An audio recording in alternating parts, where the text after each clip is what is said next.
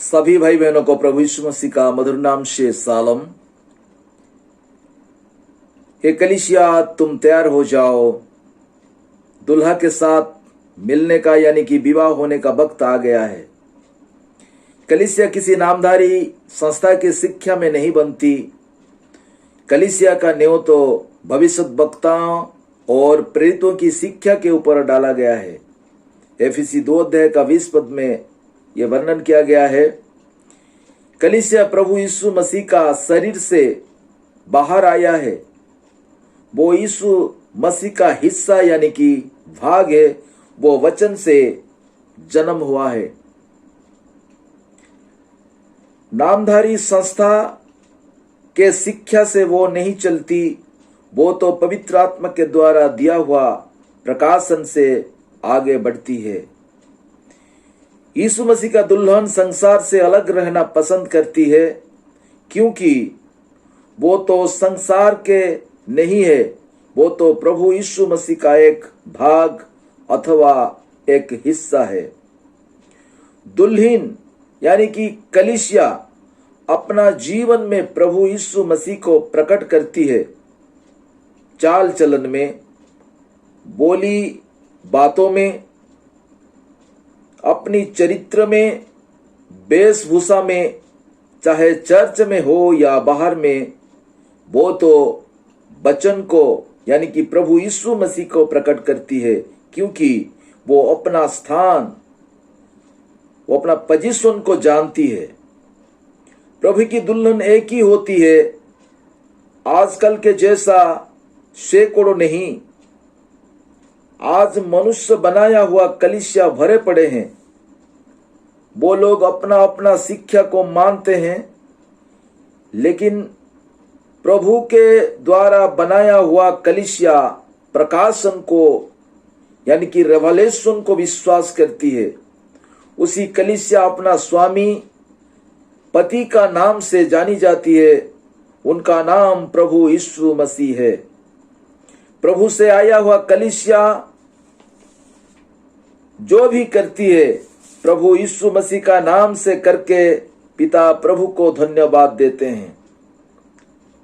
कलसी 3 अध्याय का 17 पद में लिखा गया है, प्रभु यीशु मसीह से मिलने वाली कलीसिया या रैप्चर में जाने वाली कलीसिया, पहला पुनरुत्थान में शामिल होने वाली कलीसिया, नया जन्म पाई हुई कलीसिया है।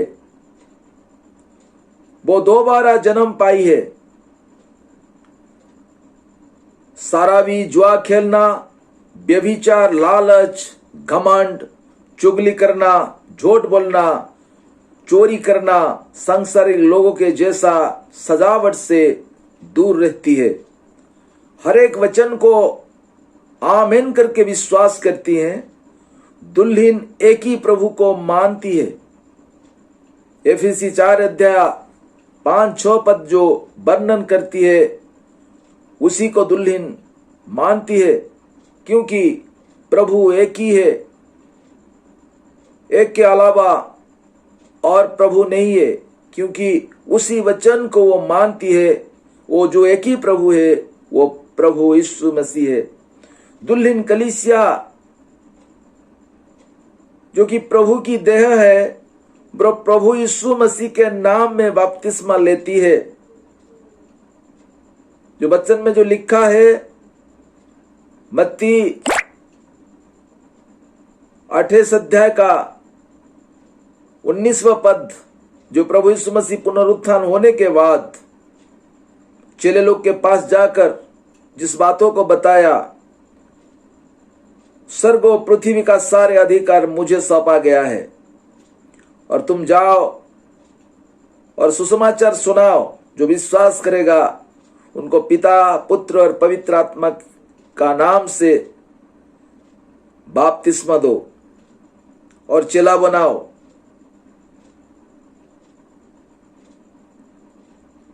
तो इसी बातों को वो विश्वास करती है। प्रभु जो कहा था, वो नाम से बपतिस्मा देने के लिए कहा था।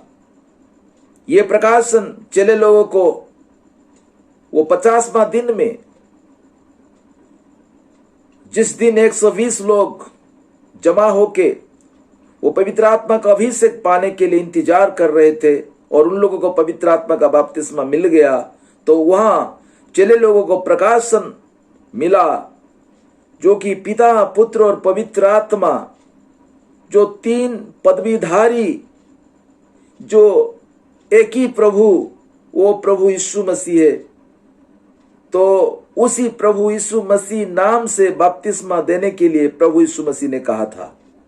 इसलिए चेले लोग यानी कि पतरस और बाकी चेले लोगों ने यरूशलेम में जाकर वो लोग मन फिराने के लिए लोगों को बता रहे हैं और प्रभु यीशु मसीह का नाम से बपतिस्मा लेने से तुम्हारा पाप मोचन होगा और तुमको पवित्र आत्मा मिलेगा।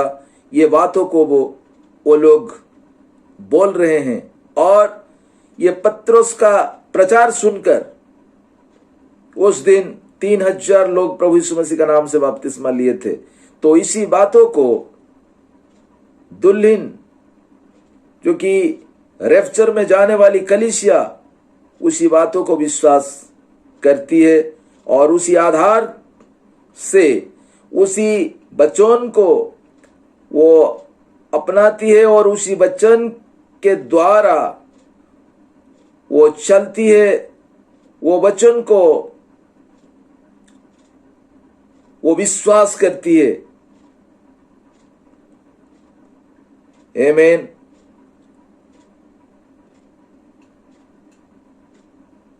रैप्चर में जाने वाली कलीसिया सातवां दूत को विश्वास करती है। यह सातवां दूत के बारे में जो कि प्रकाशित वाक्य 10 अध्याय का 7 पद में लिखा है, मलाकी 4 अध्याय 5-6 पद में जो लिखा है, बड़े और भयानक दिन आने से पहले जो एलिया आएगा और क्या करेगा, वो जो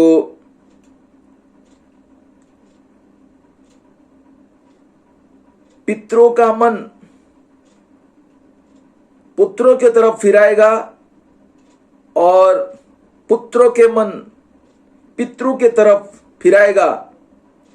ये जो काम होने के लिए मलाकी भविष्यद्वक्ता के द्वारा जो प्रचार किया गया है, इसी वचन को दुल्हन यानी कि प्रभु यीशु मसीह का कलीसिया, प्रभु यीशु मसीह से जो निकला हुआ कलीसिया, ये बातों को विश्वास करेगी। सातवां दूत रेवलेशन 10 अध्याय का 7 पद में जो वर्णन किया गया है, सातवां दूत जब वो तुरी फूकना शुरू करेगा यानी कि वचन प्रचार करेगा, उसी समय सारे गुप्त भेद खुल जाएगा, प्रकट होगा। तो उसी बातों को, उसी वचन को विश्वास करती है, क्योंकि सातवां दूत सारे गुप्त भेद को प्रकट किया। मेरे भाई और बहनों, पिछले वो जो 6 कलीसिया काल में ये सब गुप्त बात को प्रकट करने के लिए प्रभु ने नहीं दिया, प्रभु ने नहीं कहा, लेकिन लौदीकिया कलीसिया काल में जो सातवां दूत प्रकट होगा अंत के दिनों में, जो कि जिखर्य 14 अध्याय का 7 पद में जो लिखा है, शाम की समय में उजियाला होगा, उसी दूत के लिए यह सब वचन लिखा गया था। और वह वचन जो कि ये लौदीकिया कलीसिया काल के ये अंतिम चरणों में वो पूरा हुआ। सातवां दूत जब आया और वचन प्रचार किया, ये सारे गुप्त भेद प्रकट हुआ। उसी बातों को रैप्चर में जाने वाली कलीसिया विश्वास करेगी, वो प्रकाशन को विश्वास करेगी। प्रकाशन का मतलब क्या होता है? प्रकाशन का मतलब सही समझ, प्रॉपर अंडरस्टैंडिंग, उसी सही समझ उनको मिलती है और उसी समझ के अनुसार, वो प्रकाशन के अनुसार वो जीवन व्यतीत करेगी। जो भविष्यद्वक्ता को विश्वास करेगा उनको भविष्यद्वक्ता का पुरस्कार मिलेगा। यह वचन में लिखा है। जिस कलीसिया वचन से जन्म पाई है वो आज तैयार होके अपना स्वामी प्रभु यीशु मसीह को इंतजार कर रही है। प्रकाशित वाक्य 19 अध्याय का जो कि 5, 6, 7 पद को हम 8 पद तक अगर पढ़ते हैं, वहां लिखा है ये दुल्हन दुल्हे के साथ ब्याह करने के लिए, मिलने के लिए वो तैयार बैठी है। कहां दुल्हा के साथ मुलाकात होगी? मध्याकाश में, वो बादलों में। तो मेरे भाई और बहनों, इन दिनों में प्रभु यीशु मसीह दुल्हन को लेने आ रहा है। ये दुल्हन अपने को सजा के तैयार होके बैठी है।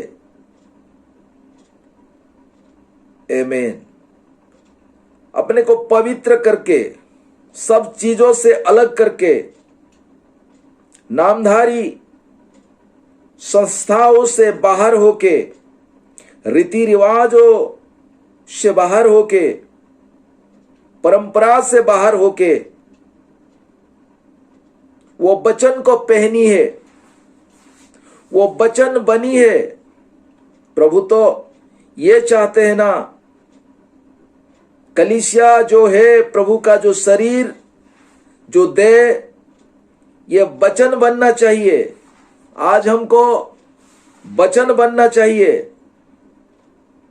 ये वचन को पहनिए।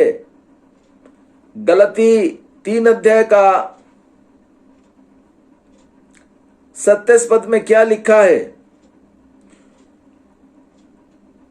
जो मसीह यीशु में बपतिस्मा ली है वो प्रभु यीशु मसीह को पहन लिए। प्रभु यीशु मसीह वचन है। प्रकाशित वाक्य 19 अध्याय का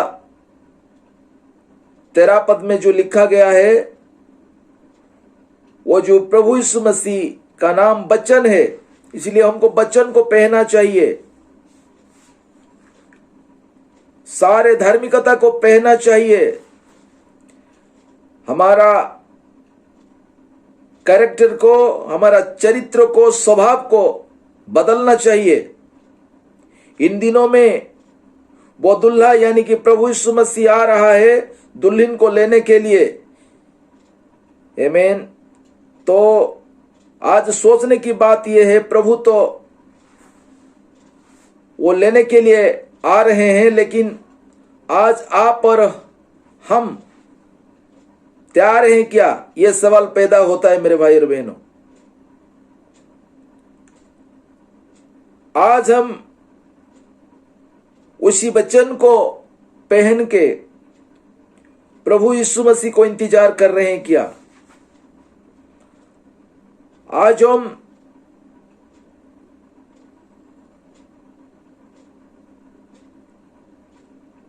वो वचन बने हैं क्या? क्योंकि प्रभु का जो इच्छा है, कलीसिया प्रभु यीशु मसीह से निकला हुआ कलीसिया वो वचन बनना चाहिए। वो दोबारा जन्म लेना चाहिए। आज हम दोबारा जन्म पाए हैं क्या?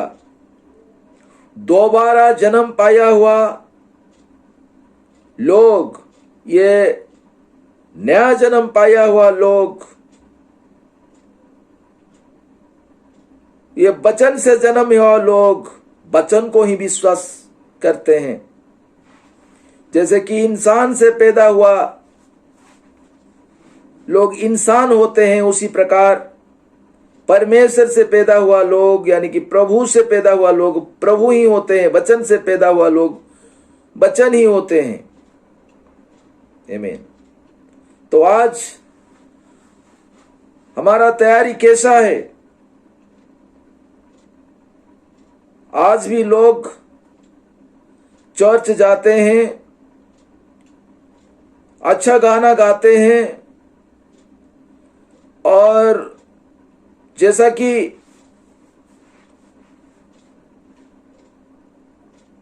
बाइबल पढ़ते हैं और सब कुछ करते हैं, लेकिन संसार के साथ जुड़े रहते हैं। संसार जो करता है वो भी करते हैं। शराब पीना, जुआ खेलना, व्यभिचार करना, झूठ बोलना, चोरी और अपने को सजाना और डेंटिंग पेंटिंग ये सब कर लेते हैं।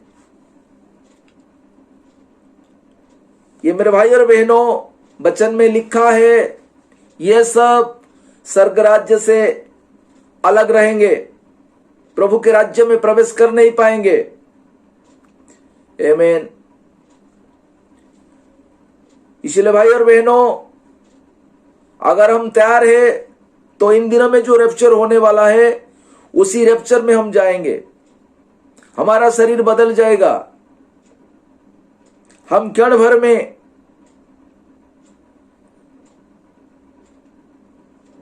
वो एक जो कि वो अमर अनहार शरीर, जो कि वो स्वर्गीय शरीर, जो कि वो थियोपनी शरीर हमको मिलेगा। और ये पहला पुनरुत्थान होने वाला है। ये पहला पुनरुत्थान में, ये रैप्चर में वो लोग शामिल होंगे जो कि नया जन्म पाया हुआ, दोबारा जन्म पाया हुआ, ये संसार से अलग होके जो लोग रहते हैं वो लोग शामिल हो पाएंगे। बाकी जितनों ने आज संसार के साथ जुड़े हैं, संसार के साथ कंप्रोमाइज करके रहते हैं, वो लोग तो महाक्लेश से होकर गुजरना पड़ेगा। जैसे कि वचन हमको यह बताता है, और नोह का समय में क्या हुआ, वहां एक हनक करके एक व्यक्ति था जो कि परमेश्वर के साथ वो चल फिर रहा था। चल फिर रहा था मतलब क्या, वो परमेश्वर का वचन को मानता था। वो परमेश्वर का वचन को आमीन के साथ विश्वास करता था। तो ऐसे करते करते वो प्रभु का राज्य में प्रवेश किया। वो रैप्चर को दर्शाता है। बाकी वो नोह का समय में हनक रैप्चर होने के बाद जल प्रलय आया। ये जल प्रलय किस बात को दर्शाता है? ये जल प्रलय महाक्लेश को दर्शाता है, कष्टकाल को दर्शाता है। तो मेरे भाई और बहनों, इन दिनों में उसी प्रकार रैप्चर होने के बाद ये भयानक दिन आएगा, ये महाक्लेश संकट का काल आएगा। तो जो आज अपने को तैयार नहीं किए हैं, वो वचन के साथ नहीं चलते हैं, वचन को विश्वास नहीं करते हैं, और नया जन्म को विश्वास नहीं करते हैं, नया जन्म उनको जिनको मिला नहीं है वो लोग रह जाएंगे, और उन लोगों को भी ये कष्टकाल में होकर गुजरना पड़ेगा। ये लोग पहला पुनरुत्थान यानी कि रैप्चर ये सब मिस करेंगे, और 1000 शांति का राज्य जो होगा, वहां जो राजा प्रभु यीशु मसीह और ये जो दुल्हन जो रैप्चर होके जाएगी हवा में, बादलों में प्रभु यीशु मसीह को मुलाकात करेगी, ये प्रभु यीशु मसीह का रानी होगी और 1000 शांति का राज्य में ये लोग राज्य करेंगे। तो बाकी जो लोग रह जाएंगे उनका क्या होगा? उनका 1000 शांति का राज्य समाप्त होने के बाद एक सार्वजनीन विचार होगा। उसी विचार में जो प्रभु यीशु मसीह फैसला लेगा वही होगा। मेरे भाई और बहनों, तो आज अनुग्रह का समय चल रहा है। ये अनुग्रह का समय में आइए हम अपना मन फिराएंगे, हम पश्चाताप करेंगे, अपना पाप को कबूल करेंगे, अपना गलती को मान जाइए। जो शराबी है शराब पीना छोड़ दीजिए, जो जुआ खेलते हैं वो जुआ खेलना छोड़ दीजिए, जो संसार के साथ कंप्रोमाइज करते हैं, शामिल होकर रहते हैं, वो संसार से बाहर आइए। प्रकाशित वाक्य 18:4 पद में जिस प्रकार लिखा है, तुम उसमें से बाहर आओ। हम आज उसमें से निकलना चाहिए। आज जितने भी ये मनुष्य बनाया हुआ नामधारी कलीसिया में, संस्था में जीवन व्यतीत करते हैं, रीति नीति परंपरा ये सब को मानते हैं, आप लोग उसमें से बाहर आइए। आमीन। जो लोग आज अपने को सजाना, डेंटिंग पेंटिंग करना, और आज संसार जिस प्रकार औरत लोग अपना बाल काटते हैं और छोटे छोटे कपड़ा पहनते हैं और टोटली कहेंगे तो वो नंगा घूमते हैं, उसमें से बाहर आइए, मन फिराइए। आमीन।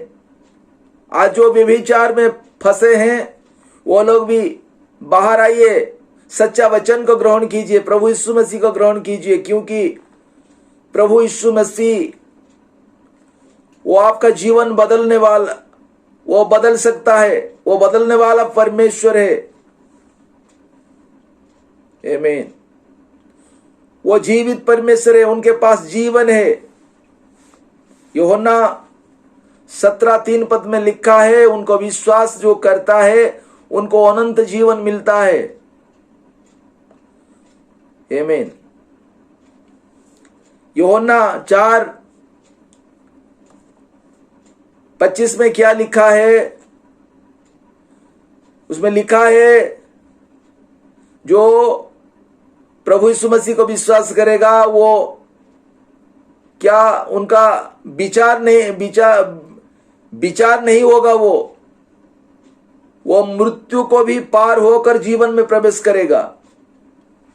उनके लिए विचार हो चुका है, वो मृत्यु से पार होकर, ये मृत्यु क्या है? वो नरक, ये नरक को दर्शाता है।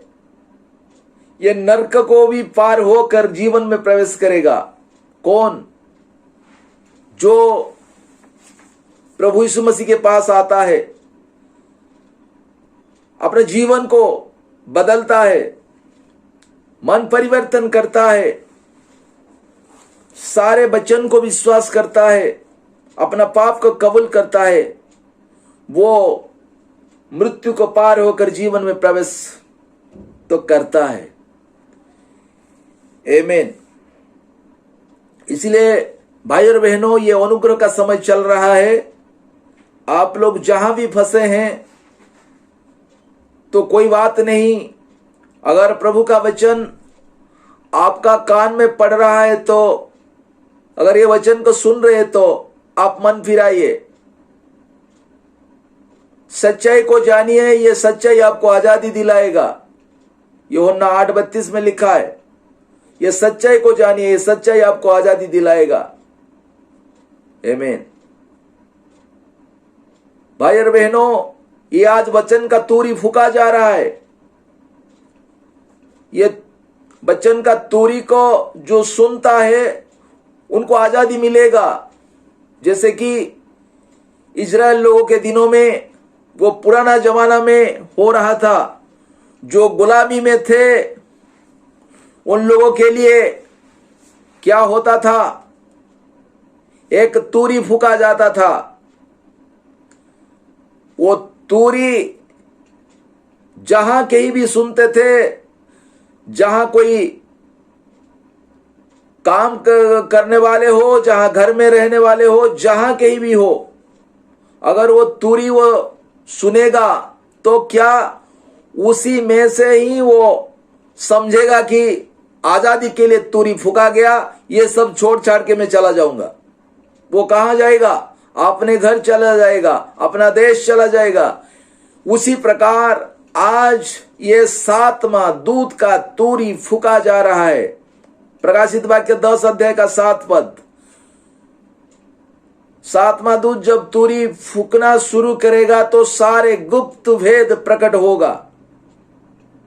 ये 7वां दूत, ये शाम की समय में उजियाला, ये शाम की समय क्या है? ये सारे संसार में अंधकार छा गया है। ये वचन रूपी अंधकार, सच्चा वचन नहीं है। आज मिथ्या शिक्षा सारा संसार में भरे पड़े हैं। तो ये शाम के समय में ये उजियाला होगा। ये उजियाला कौन सा उजियाला? वचन रूपी उजियाला।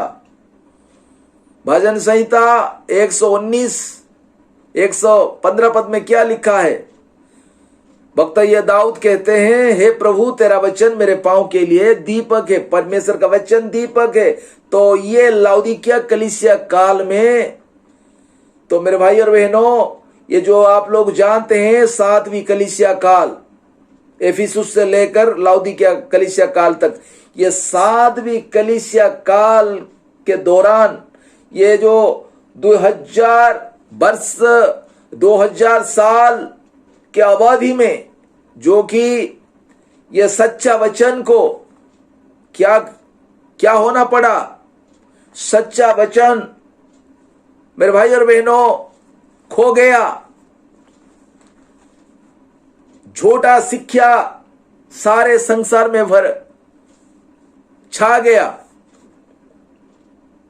तो मेरे भाई और बहनों, प्रभु का वचन के अनुसार ये लाउदीकिया कलीसिया काल में वो वचन रूपी उजाला को परमेश्वर ने भेजा एक नबी के द्वारा, और ये वो दूत तूरी फूका, एक सच्चाई को डिक्लेयर किया। तो ये तूरी का आवाज जो सुनेगा वो तो आजादी होगा। आज हम गुलामी के जैसे फंसे रहे हैं, तो ये तूरी को सुनिए जरूर। हो सकता है कोई डिनोमिनेशन में फंसे हैं, हो सकता है कोई अंधविश्वास में फंसे हैं, हो सकता है कोई व्यभिचार में फंसे हैं, हो सकता है कोई नशा लेने में फंसे हैं, हो सकता है कोई और अनैतिक कार्य में फंसे हैं। उनके के लिए ये तूरी है, क्योंकि हमारा प्रभु यीशु मसीह पाप को नफरत करता है लेकिन पापी को प्यार करता है। आमीन। तो भाई और बहनों, ये तूरी को जरूर सुनिए। अगर आपका कान में पड़ रहा है तो आप मन फिराइए, उसमें से निकल आइए। अपना घर जाने के लिए, अपना घर कहां? ये हमारा घर जो है भाई, ये जो स्वर्ग राज्य है हमारा घर, उसी राज्य में जाने के लिए ये तूरी को तो सुनना पड़ेगा। वो गुलामी से बाहर आना पड़ेगा। आमीन। भाई और बहनों, तैयार हो जाइए, वक्त नहीं है, ये समय समाप्त होने जा रहा है। तो आप लोग उसमें से बाहर आइए, पश्चाताप कीजिए, पाप को कबूल कीजिए, प्रभु यीशु मसीह के पास आकर अंगीकार कीजिए, माफी मांगिए। प्रभु माफ करने के लिए तैयार है। अगर हम प्रभु के जन है तो ये वचन को जरूर सुनेंगे और हम हमारा जीवन को परिवर्तन करेंगे और प्रभु के राज्य के लिए तैयार होंगे और उनको मुलाकात करेंगे। वो मध्य आकाश में हमारा ब्याह होगा। आमीन। God bless you.